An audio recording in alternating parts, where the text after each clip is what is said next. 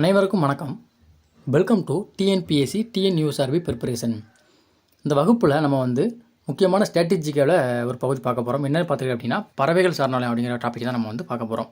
So இதிலிருந்து போன வருடம் பிசி எக்ஸாம் ஒரு கொஸ்டின் கேட்டிருந்தாங்க. ஸோ அந்த வகையில் இந்த திருப்பும் கேட்கலாம் அப்படிங்கிறதுக்காக இந்த வீடியோ கொடுக்குறேன். ஸோ இது மட்டும் இல்லை, பார்த்தீங்கன்னா முக்கியமான ஸ்ட்ராட்டஜிக்கு எல்லாமே உங்களுக்கு கொடுக்க இருக்கிறேன். நான் டெலிகிராம் சேனலில் ஒரு போலிங் வச்சு எல்லாம் நான் உங்களுக்கு கேட்டிருந்தேன். அதில் எல்லாருமே பார்த்தீங்கன்னா பிசி எக்ஸாமுக்கு இம்பார்ட்டன்ட் கொஸ்டின் கொடுங்கன்னு சொல்லி நிறைய பேர் ஓட்டிங் பண்ணியிருந்தீங்க. ஸோ அவங்களுக்காக தான் இந்த வீடியோ எல்லாமே. இந்த வீடியோவை கடைசி வரைக்கும் ஃபுல்லாக ஸ்கிப் பண்ணாமல் கடைசி வரைக்கும் பாருங்கள். முக்கியமாக பார்த்தீங்கன்னா போலீஸ் ஆகணும் அப்படிங்கிறவங்க மட்டும் இந்த வீடியோ கட்டாயம் ஃபுல்லாக பாருங்கள், ஓகேவா? ஸோ போன வருஷம் பார்த்தீங்கன்னா ஒரு கொஸ்டின் கேட்டிருந்தேன். அது என்ன கொஸ்டின் அப்படிங்கிறது இந்த வீடியோவில் இடையில சொல்கிறேன். ஸோ வேணுங்கிறவங்க இந்த வீடியோவை ஃபுல்லாக பாருங்கள். ஸோ பறவைகள் சரணாலயத்தை பொறுத்தவரைக்கும் பார்த்தீங்கன்னா தமிழ்நாட்டில் தான், ஓகேவா? அந்த தமிழ்நாட்டில் இருக்கக்கூடிய அந்த பறவைகள் சரணாலயத்தை நான் உங்களுக்கு டீட்டெயிலாக கொடுக்குறேன். ஸோ என்னென்ன இருக்குது அப்படிங்கிறது, எந்தெந்த மாவட்டத்தில் இருக்குது அப்படிங்கிறத டீட்டெயிலாக கொடுக்கலாம். அப்படி தான் கேட்பாங்க. அந்த பறவைகள் சரணாலயம் எந்த மாவட்டத்தில் இருக்குன்னு சொல்லி கேட்பாங்க. முதல் சரணாலயம் பாருங்கள், பழவேற்காடு சரணாலயம். இங்கே நம்ம அதாவது தமிழ்நாட்டு மேப்பில் வடபகுதியிலிருந்து தென்பகுதி நோக்கி வரும். அப்படியே நம்ம ஆர்டராக பார்த்துட்டு வரலாம். பழவேற்காடு எங்கே இருக்குன்னு பார்த்தீங்கன்னா திருவள்ளூர் மாவட்டத்தில் இருக்கக்கூடிய ஒரு முக்கியமான அந்த பறவைகள் சரணாலயம் எனது இந்த பழவேற்காடு பறவைகள் சரணாலயம் எங்கே இருக்குது? திருவள்ளூர் மாவட்டத்தில் இருக்கும். அடுத்து வேடந்தாங்கல், அடுத்து பார்த்தீங்கன்னா கரிக்கிளி அப்படின்னு 2 அந்த பறவைகள் சரணாலயம் காஞ்சிபுரத்தில் இருக்கும். வேடந்தாங்கல் மற்றும் கரிக்கிளி அப்படிங்கிற 2 பறவைகள் சரணாலயம் எங்கே இருக்கும்? காஞ்சிபுரத்தில் இருக்கும். அடுத்து உதய மார்த்தாண்டபுரம், அடுத்து பார்த்தீங்கன்னா வடுவூர். இந்த 2மே பார்த்தீங்கன்னா திருவாரூரில் இருக்கக்கூடிய பறவைகள் சரணாலயம். ஸோ இப்போ போன வருடம் அந்த பிசி எக்ஸாமில் இந்த கொஸ்டின் தான் கேட்டிருந்தாங்க. வடுவூர் பறவைகள் சரணாலயம் எந்த மாவட்டத்தில் அமைந்துள்ளது?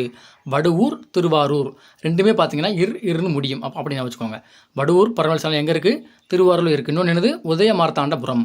இந்த 2 பறவைகள் சரணாலயம் எங்கே இருக்குது? நம்மளுடைய அந்த திருவாரூர் மாவட்டத்தில் இருக்கக்கூடிய முக்கியமான பறவைகள் சரணாலயம்.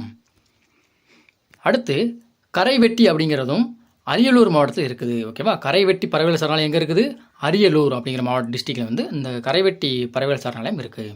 அடுத்து ஊசூடு ஏரி அப்படிங்கிற அந்த பறவைகள் சரணாலயம் எங்கே இருக்குன்னு பார்த்தீங்கன்னா விழுப்புரம் டிஸ்ட்ரிக்டில் தான் இந்த ஊசூடு ஏரி அப்படிங்கிற பறவைகள் சரணாலயம் இருக்குது. அடுத்து வேட்டங்குடி பறவைகள் சரணாலயம் எங்கே இருக்குது?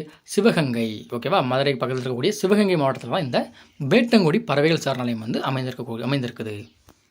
அடுத்து கஞ்சிரங்குளம் அப்படிங்கிற பறவைகள் சரணாலயம், சித்திரங்குடி, தீர்த்தங்கல், சக்கரக்கோட்டை, அடுத்து பார்த்திங்கன்னா மேல்செல்வனூர், அடுத்து கீழச்செல்வனூர். இந்த கிட்டத்தட்ட ஒரு 1 2 3 4 5 6 இந்த 6 பறவைகள் சரணாலயம் எங்கே இருக்குன்னு பார்த்தீங்கன்னா ராமநாதபுரம் டிஸ்ட்ரிக்டில் இருக்குது. ஸோ இப்போ அதிக அளவில் பார்த்தீங்கன்னா ராமநாதபுரத்தில் தான் அந்த பறவைகள் சரணாலயம் இருக்குது. என்னெல்லாம் இருக்குன்னு பாருங்கள். கஞ்சிரங்குளம் அப்படிங்கிற பறவைகள் சரணாலயம், சித்திரங்குடி பறவைகள் சரணாலயம், தீர்த்தங்கல் பறவைகள் சரணாலயம், சக்கரக்கோட்டை பறவை சரணாலயம், மேலச்செல்வனூர் மற்றும் கீழச்செல்வனூர் அப்படிங்கிற அந்த பறவைகள் சரணாலயம் எங்கே இருக்குது? ராமநாதபுரம் டிஸ்ட்ரிக்டில் தான் அந்த 6 பறவைகள் சரணாலயம் அமைந்திருக்குது. அடுத்து வெள்ளோடு பறவைகள் சரணாலயம் எங்கே இருக்குன்னு பார்த்தீங்கன்னா ஈரோடில் இருக்கும். இது எப்படி நான் வச்சுக்கலாம்னா வெள்ளோடு ஈரோடு 2மே பார்த்தீங்கன்னா ரோடு ஓடு அந்த மாதிரி முடியும்.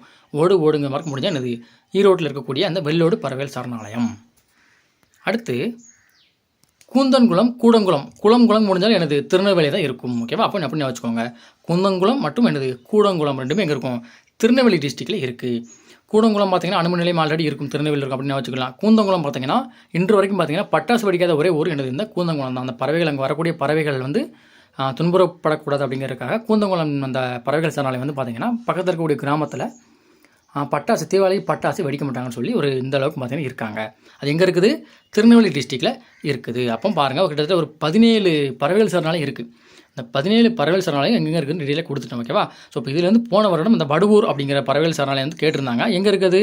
திருவாரூர் இருக்குன்னு சொல்லி ஆன்சர் இருக்கும். நீங்கள் ப்ரீவியஸ் இயர் கொஸ்டின் செக் பண்ணிக்கோங்க. போன வருஷம் பிசி எழுதுன்னு இருந்தீங்கன்னா இந்த கொஸ்டின் செக் பண்ணிக்கோங்க. வடுவூர் கேட்டிருப்பாங்க. ஆனால் அவங்க வடுவூர்னு கொடுக்க மாட்டாங்க, வடு ஆறுன்னு கொடுத்துருப்பாங்க, ஓகேவா? ஸோ அப்போது முக்கியமான இப்போ ஸ்ட்ராட்டஜிக்கு பார்த்தீங்கன்னா வரவுகளை கொடுக்குறாங்க. அடுத்து பார்த்தீங்கன்னா உங்களுக்கு அந்த போன வருஷம் கேட்டிருந்தாங்க, எக்ஸாம் கேட்டிருந்தாங்க கோடை வாழிடங்கள், அடுத்து பார்த்தீங்கன்னா ஆறுகள், அதுக்கடுத்து பார்த்தீங்கன்னா நீர்வீழ்ச்சிகள், சுற்றுலாத்தலங்கள், இந்த மாதிரி கொஸ்டின்லேருந்து அவங்க ஒன்று கேட்குறாங்க. அது எல்லாமே வரக்கூடிய அந்த வகுப்பில் ஒவ்வொன்றா பார்க்கலாம். உங்களுக்கு இன்னும் பிசி எக்ஸாம் டேட் விடலை. எப்படின்னு பார்த்தீங்கன்னா நவம்பர் லாஸ்ட்டில் இருக்கலாம் எனக்கு தெரிஞ்சு. ஏன்னா போன திருப்பி இதே மாதிரி நோட்டிஃபிகேஷன் விட்டு நவம்பர் 27 அன்றைக்கி எக்ஸாம் வச்சுருந்தாங்க. ஸோ அந்த வகையில் பார்க்கும்போது நவம்பர் லாஸ்ட்டில் பிசி எக்ஸாம் இருக்கலாம், அல்லது மிட்டில் இருக்கலாம். அதாவது நவம்பர் 15க்கு மேலே இந்த எக்ஸாமுங்கிறது இருக்கலாம், ஓகேவா? ஸோ அது வரைக்கும் பார்த்தீங்கன்னா உங்களுக்கு முக்கியமான கொஸ்டின் எல்லாமே நான் கொடுக்குறேன். ஸோ நம்ம சேனலை சப்ஸ்கிரைப் பண்ணிக்கோங்க, இன்ஸ்டா பேஜை ஃபாலோ பண்ணிக்கோங்க. நன்றி, வணக்கம். அடுத்த வீடியோவில் சந்திக்கலாம்.